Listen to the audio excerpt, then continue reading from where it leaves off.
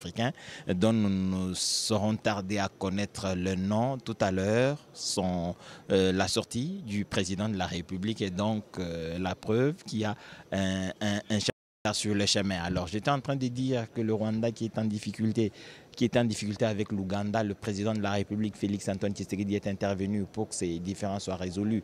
Le Rwanda qui est en difficulté avec le Burundi en ce moment en soutenant les forces négatives qui peuvent perturber la sécurité dans la partie nord du Burundi. Le même Rwanda a des militaires sur le sol de la République démocratique du Congo. Disant que ce sont des mesures défensives. Je ne vous fais pas dire que ce Rwanda est en contradiction avec la réalité de terrain parce que le Rwanda a des troupes dans différentes missions de l'Organisation des Nations Unies. C'est le même Rwanda dont les militaires ont tiré sur les casques bleus à Goma quand la ville tombait et vous voyez sur vos écrans l'arrivée des cortèges des chefs d'État qui viennent pour participer à cette 9e conférence ou à ce 9e sommet des chefs d'État de la conférence internationale de la région de Grand Lac. Et le président de la République s'est justement levé pour accueillir ces autres. Ils sont au nombre de 5, si je ne m'abuse. Le président du Congo-Brazzaville, Denis Sassou Nguesso, qui est arrivé. Le président Faustin Archange Touadéra. Le président de l'Angola, en même temps président de l'Union africaine, João Lourenço. Les vice-présidents des différents pays voisins de la République démocratique du Congo qui ont fait le déplacement de Kinshasa. C'est dire que le sommet est quand même représenté au plus haut niveau. Là, c'est le président Sassou Nguesso qui vient d'arriver ici, Giscard Kosema. Le premier chef d'État étranger qui fait son entrée au Palais du Peuple, c'est bien le président Denis Sassou Nguesso, président de la République populaire du Congo. Il a traversé le fleuve Congo. Il a traversé le fleuve ce matin par hélicoptère et c'est dans les jardins présidentiels de la Cité de l'Union africaine que son hélicoptère s'est posé. Ces équipes d'avance étaient déjà arrivées ici pour préparer justement leur participation. Le Congo-Brazzaville qui fait partie de 12 pays qui sont membres de cette conférence internationale pour la paix dans la région de Grand Lac. Ça va se confirmer, c'est bel et bien Denis Sassou Nguesso qui monte les marches du Palais du Peuple. Et on a vu tout à l'heure le président de la République, l'hôte du sommet, Félix Antoine Tshisekedi Tshilombo, qui est là pour accueillir son homologue. C'est toujours utile de rappeler que la République démocratique du Congo et la République du Congo sont liées par la géographie, l'histoire et la culture. Lorsqu'un des pays a une quelconque difficulté, l'autre le ressent directement et pour toutes les fois que les deux chefs d'État se rencontrent, ils ne manquent pas de partager une série d'informations. C'est donc normal que ce soit lui, le voisin le plus immédiat, qui arrive à Kinshasa pour répondre à l'appel de son homologue et frère Félix Antoine Tshisekedi Tshilombo. Le président Sassou Nguesso se sent comme chez lui, ici à Kinshasa, pas de difficultés pour relier les deux palais présidentiels. 5 minutes suffisent pour traverser le fleuve Congo, pour se poser au jardin. Et je suis d'ailleurs en droit de confirmer que les deux palais présidentiels sont pratiquement en face, sur la même direction. Et il a choisi le moyen aérien pour traverser le fleuve Congo pour relier Kinshasa. Et la présence du président Sassou Nguesso montre que, en fait, après l'entrée des experts, des ministres et des représentants des hauts rangs, c'est le tour des chefs d'État maintenant. Ils sont cinq chefs d'État qui sont arrivés à Kinshasa. Le président, je le rappelle, le tout premier qui est arrivé par l'aéroport international d'Indjili est le président Évariste Ndayishimiye. Il a été aussitôt accueilli par un ministre encadreur, c'est Floribert Anzoloni qui l'a accueilli.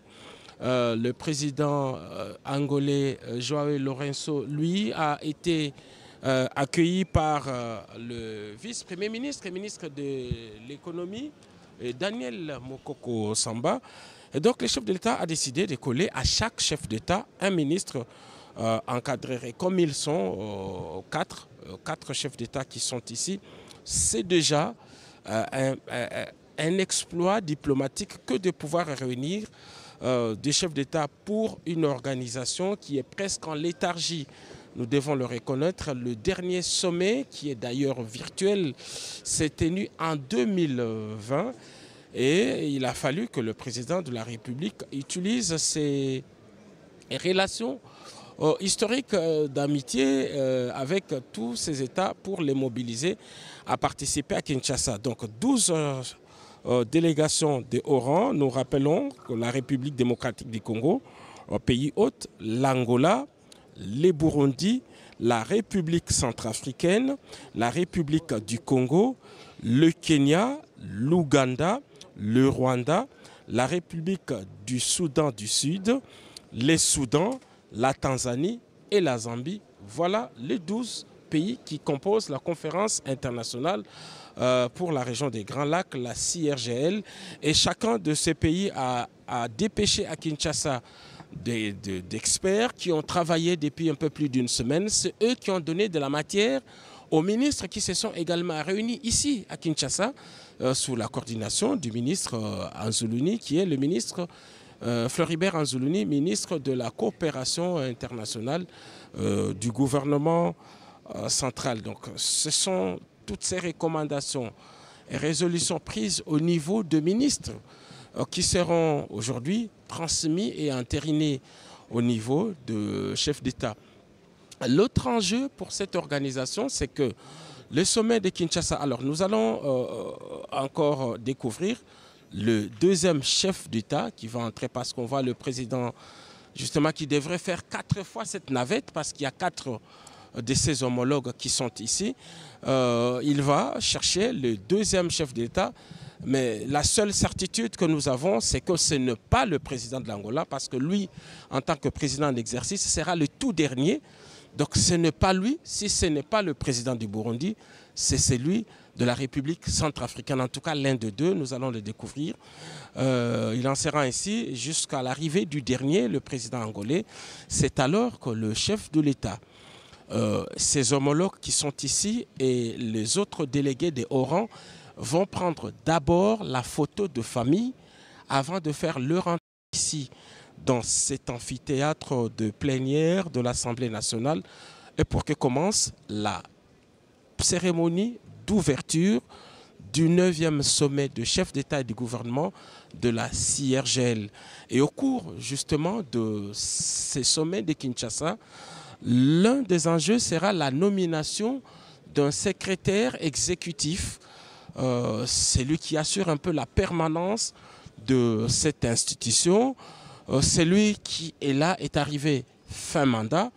Il peut ne pas être élu par des chefs d'État, donc il devra. C'est aussi un travail de diplomatie. Mais rappelons que la République démocratique du Congo a déjà exercé cette fonction. C'était avec le professeur Toumba Luaba, si je ne m'abuse. Le professeur Toumba Luaba a déjà été secrétaire exécutif au niveau de la CIRGL. Là également, c'est une présidence tournante. Ça ne sera pas un RD congolais, c'est un autre. Il est là, il va faire partie des travaux à huis clos. Et c'est au cours justement de ces travaux de chef d'État que sa candidature sera retenue. Et ça fera partie de la communication du président en exercice, Félix-Antoine Tshisekedi.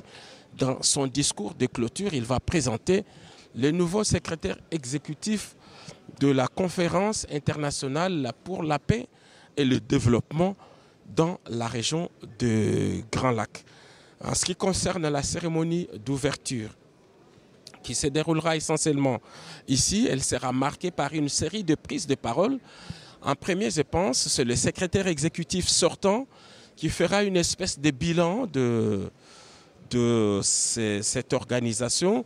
Il sera suivi par le représentant du secrétaire général des Nations Unies, parce que l'initiative de cette conférence émane aussi des Nations Unies. Et puis, ce sera autour du nouveau président de la commission de l'Union africaine. Lui également, c'est sa première participation parce qu'il a accédé il n'y a pas longtemps au Tchadien, au Togolais qui était là et qui est parti. Et après, le président Lourenço, le président sortant, qui prendra la parole. Et c'est dans cet instant-là qu'il remettra les bâtons de commandement, donc la passation des pouvoirs entre lui et le président en exercice, Félix-Antoine Tshisekedi Tshilombo de la République démocratique du Congo. C'est donc le président Tshisekedi qui va faire adopter l'ordre du jour et après ce sera la fin de cette partie qui est ouverte au public. La deuxième partie se fera également à huis clos, mais ce sera dans la salle de banquet où ne se retrouveront que les 5 chefs d'État plus les 5, le représentant d'autres pays. Mais il ne faut pas faire mystère, il y a un État membre de la CIRGL qui n'a pas fait signe de vie depuis que les travaux ont commencé au niveau d'experts et des ministres. Et il s'agit bel et bien de la République du Rwanda. Voilà tout ce que nous pouvons vous dire pour l'instant en ce qui concerne la participation des pays et des chefs d'État à ces sommets de Kinshasa. Merci Giscard Koussema. Ce qui est vrai que le décor est donc planté ici au Palais du Peuple pour suivre ce 9e sommet. Et vous le savez, puisque Giscard Koussema l'a dit tout à l'heure, l'organe suprême de la conférence internationale sur la région de Grand Lac, c'est le sommet. Le sommet est composé donc par le chef d'État et de gouvernement des États membres. La présidence du sommet est assurée par les chefs d'État et des gouvernements sur une base rotatoire. Donc hier, c'était l'Angolais Joao Lourenço. Aujourd'hui, ça sera le président Félix-Antoine Tshisekedi Tshilombo. Alors là, si vous regardez les images que la régie est en train de vous transmettre en ces moments, c'est l'arrivée, j'ose croire, d'un chef de l'État. Oui, c'est le président centrafricain, Archange Touadéra, le professeur Archange Touadéra qui vient de faire son entrée ici au Palais du Peuple. Le président Félix Tshisekedi est déjà au perron pour accueillir son homologue centrafricain, le professeur Archange Touadéra, qui va bientôt être accueilli par le président de la République, Félix-Antoine Tshisekedi Tshilombo. Il y aura accolade et puis ils vont se retirer au salon pour parler. Alors, je disais tout à l'heure que le sommet est composé par les chefs d'État et des gouvernements et ce qui est sûr est qu'il se réunit tous les 2 ans, mais une session extraordinaire peut être convoquée lorsqu'il y a une crise ou une demande d'un État membre ici en Afrique. Donc c'est le professeur Archange Touadéra. Voilà, nous l'avons bien dit. C'est le président de la République centrafricaine qui vient d'arriver ici. Alors, les sommets donnent des orientations pour la mise en œuvre du pacte. Le pacte, nous avons dit, voilà, chaud d'accolade avec son homologue congolais, Félix-Antoine Tshisekedi Tshilombo. C'est sûr, bien, ils sont venus tous venir. Vous savez, la République démocratique du Congo, Edi Tchala, a beaucoup aidé la Centrafrique lorsqu'il y avait eu aussi crise dans le temps. Les 2 chefs d'État se retirent pour les salons. Donc, on l'a dit tout à l'heure que le président angolais, Joao Lourenço, lui viendra le dernier parce que c'est lui qui va passer le bâton de commandement à son homologue congolais, Félix-Antoine Tshisekedi Tshilombo, qui sera président de la conférence internationale pour la région des Grands Lacs pour un mandat de 2 ans. Et le ministre de l'intégration régionale, lui, va assurer la présidence du comité institutionnel de cet organe. Donc les choses vont se mettre en place. Le président Tshisekedi va faire adopter l'ordre du jour aujourd'hui. Il y aura tant de discours, tant des allocutions. Edi Tchala, vous en avez une idée? Robert Ndaye, j'étais en train de parler de l'organisation en tant que telle. Les organisations ne valent rien, sinon c'est que les pays membres veulent que ces organisations deviennent. Ainsi donc, la conférence internationale de la région de Grand Lac, la CIRGL, qui s'est réuni aujourd'hui après un temps très long de léthargie. Le président de la République, Félix Antoine Tshisekedi, réussit à faire déplacer deux chefs d'État pour qu'ils participent à ce sommet. C'est dire que la République démocratique du Congo, qui va reprendre la tête de cette organisation, veut utiliser cette organisation comme un outil diplomatique pour faire passer ses positions et pour influencer les décisions en sa faveur. Et je crois que le président de la République qui va prendre le lead de cette organisation a pleine conscience de cela, et le ministre de la coopération régionale, l'intégration régionale Azuluni, et Floribert, lui aussi prend la mesure de cette urgence pour que la diplomatie congolaise à l'international, en commençant par la région d'ailleurs, réussisse à faire passer ses positions et à aligner ses intérêts au devant de la scène, afin que chaque fois qu'on ira au-delà de la région, on soit à mesure de compter sur nombreux des pays voisins ou nombreux des pays membres de la CIRGL. C'est une réflexion profonde qui doit être menée. Je crois qu'elle a déjà été menée, et en prenant la tête de cette organisation, la République démocratique du Congo en tirera le maximum de profit possible. Les chefs d'État qui entrent, ils échangent avec le président de la République. Vous avez vu ce grand sourire avec le président du Congo Brazzaville, Denis Sassou Nguesso. Ça permet aux deux chefs d'État de s'étendre un tout peu, de dire deux, trois mots sur eux-mêmes, mais surtout parler de leur république respective et la possibilité d'accentuer les échanges, de multiplier les rencontres de cette nature,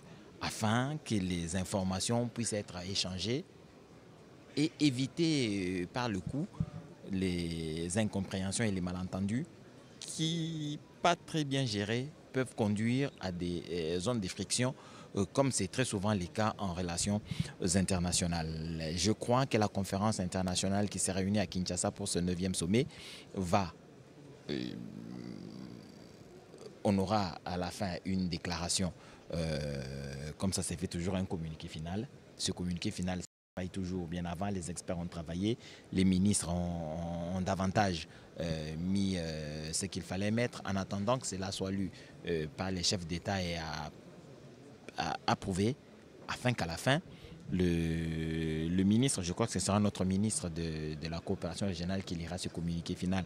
Si je regarde bien le programme, après les discours d'ouverture, l'allocution du secrétaire exécutif de la CIRGL, l'ambassadeur Jao Samuel Carlo, qui va faire cette allocution d'ouverture. Il sera suivi par le président de la Commission de l'Union africaine. Je vous ai dit qu'à la signature de l'acte constitutif ou de la charte de cette conférence internationale sur la région des Grands Lacs, l'Union africaine avait signé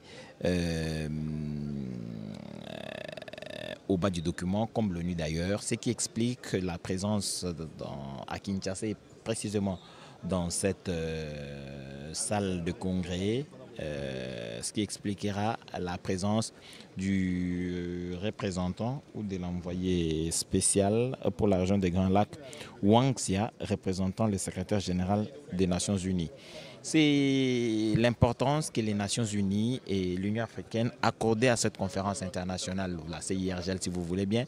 Je ne cesserai de vous rappeler que l'importance de cette organisation, c'était la restauration de la paix en République démocratique du Congo. Si ce n'est pas dit très clairement, c'est dit de façon beaucoup plus large, mais l'essentiel de la restauration de la paix dont il est question dans l'acte constitutif de cette charte, c'est la paix en République démocratique du Congo. La paix en République démocratique du Congo, vous comprenez pourquoi l'influence de ce pays sur la sous-région. Nous avons 9 pays voisins. L'instabilité en République démocratique du Congo, c'est l'instabilité dans toute la sous-région des Grands Lacs. Il faudrait donc que tous les pays participent à la restauration de cette paix, ce qui n'a pas été fait sincèrement. Chacun s'est occupé de ses propres problèmes.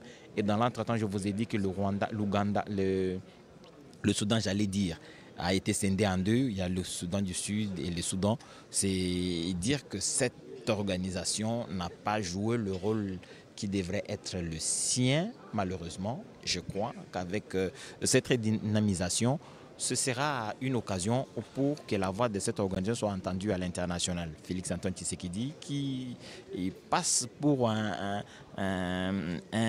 net connaisseur des rouages internationaux va forcément trouver un mécanisme pour que cette organisation joue un rôle important dans la restauration de la paix en République démocratique du Congo. Il faut commencer par montrer l'intérêt qu'il y a que la République démocratique du Congo retrouve sa sécurité et sa paix, mais aussi l'intérêt qu'il y a pour tous les autres pays voisins à trouver que la paix en République démocratique du Congo est une sécurité pour eux-mêmes. Le président de la République, en prenant le pouvoir, a fait le tour de ses 9 voisins. Il a échangé avec chacun d'eux pour partager sa vision de la paix, sa vision du développement et sa vision de la coopération sous-régionale. Malheureusement, parmi les échanges qu'il a eus, ceux avec le Rwanda n'ont pas permis à cet État belliqueux de revoir ses ambitions expansionnistes ou bellicistes. Seule l'histoire a fini par démontrer que le Rwanda ne s'était jamais aligné sur une perspective de paix durable en République démocratique du Congo. Une paix en RDC que le Rwanda perçoit comme une menace pour sa propre sécurité. Je parle bien de la paix en RDC perçue comme une menace pour le Rwanda parce que le Rwanda estime que l'instabilité en RDC est un gage de sécurité pour lui, mais surtout pour son image à l'international. Ceux qui peuvent avoir besoin de ce qui est en République démocratique du Congo peuvent passer par le Rwanda pour obtenir cela sans que la République démocratique du Congo ne soit informée justement par la contrebande. C'est une grande organisation mafieuse qui est mise en place. Malheureusement, sur la place internationale, sur les bourses internationales, ces produits qui viennent de la République démocratique du Congo, les produits miniers, les produits agricoles, sont vendus sans que les acheteurs ne se rendent compte que ce sont des produits vendus par un reseller. Le président de la République a haussé les tons. Il a été dans diverses capitales pour apporter ce discours, expliquer le mécanisme de ce vol dont est victime la République démocratique du Congo et Kigali et Nairobi qui sont des plaques tournantes de ce vol en République démocratique du Congo parce que c'est par là que les minerais qui quittent la République démocratique du Congo sont revêtus d'un sceau de propriété made in Rwanda ou made quelque chose du genre pour que ces minerais ou ces produits agricoles soient vendus sur les marchés internationaux avec beaucoup plus de sérénité et de calme sans être inquiété. Le président est allé avec ce discours pour expliquer aux uns et aux autres que vous êtes en train d'acheter auprès des resellers. Vous pouvez venir discuter directement avec la République démocratique du Congo. C'est un effort considérable. Là, il faudrait d'abord comprendre le mécanisme, il faudrait cerner le problème, identifier les acteurs, ainsi construire un discours et entreprendre une démarche à l'international pour démonter tous ces mensonges qui ont été diffusés au fil des ans, diffusés à travers le monde pour démontrer que la